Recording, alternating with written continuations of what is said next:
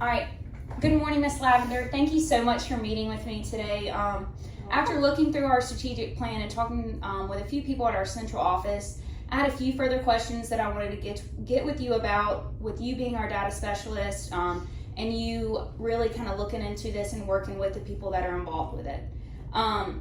So number one, it says one of our guiding principles is using data to guide decision making. As the data specialist, what is the process of taking the data and implementing a plan of action? I think the most important thing that we do as a team is just stay on the same page with regard to what pieces are used for what resources are used to improve instruction. And we never want just one piece of data. I think you start making poor instructional decisions when you put all of your eggs in one basket. So our instructional team meets and we talk about how to use state assessment data, how to use our formative assessment, which we use STAR for that, and just really share with the teachers that this is just one little snapshot of what your kids can do, but also just reminding the students that it's so important when they are trying to share what they know, to do it in an accurate way so that we get accurate measurements. Awesome. Another guiding principle that was in our strategic plan, it discussed teamwork amongst staff, students, and families. I know you just touched on it a little bit, but how important is it that all of these people are on the same page and working towards a common goal? Extremely important. That's probably one of the areas where I feel like as educators we always have this pendulum that's swinging back and forth, and there's always new trends, and you know, one year it's ARMT, one year it's Aspire, one year it's, you know, now it's ACAP, and so for us at the high school we're still charting on ACT while all those areas below us have kind of scooted around and use different assessments. And so I think it's important to keep your eye on the prize. Like, what is your ultimate goal that you're trying to accomplish with these students? For us, it is college and career readiness. So whatever we are looking at, we have to remember, you know, is this in line with what our ultimate goal is? And I think it's important to not be trendy. You know, when you're looking at data, it's so important. Nothing can be achieved accurately unless you have at least 3 years of study behind that information.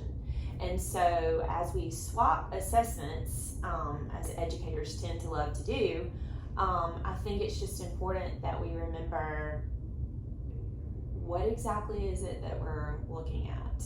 You can't compare apples to oranges, and in doing so, just remembering that it is super important to stay stable and not be trendy. Awesome. I totally agree with that. And I kind of see that in my realm being a coach.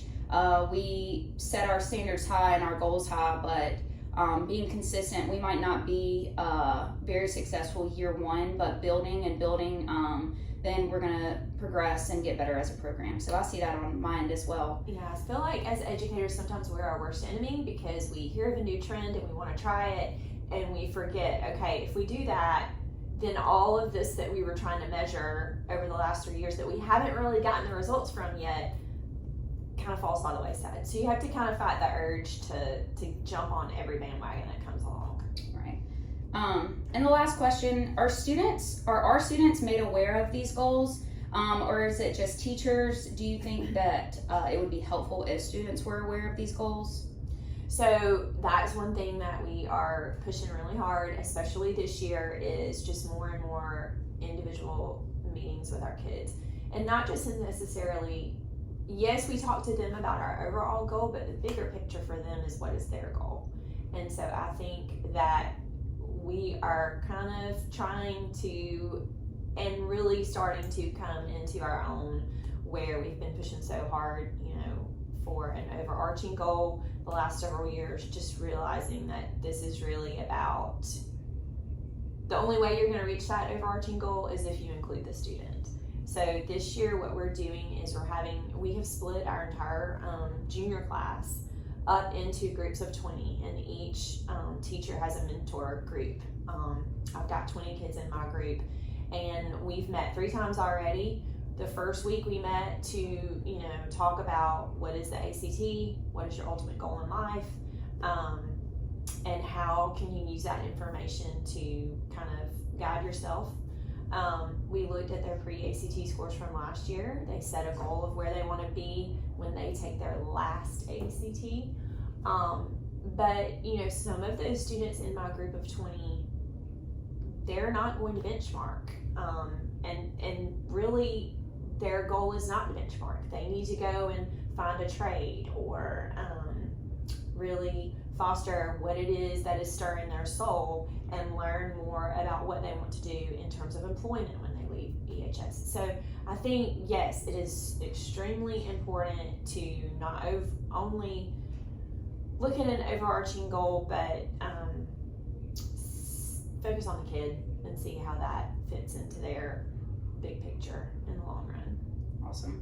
Well, I sure appreciate the time this morning, and definitely helped me just learn more about our strategic plan, but also at the end of the day, it's good to hear from another employee of our school system to say it's all about the kids. In the long run, we do what we do because we care about the kids and we want what's best for them, and as our goal and our vision to prepare them for life after high school, I think you do a great job as our data specialist, and I really appreciate your time. Thank you. Thank you. I appreciate it.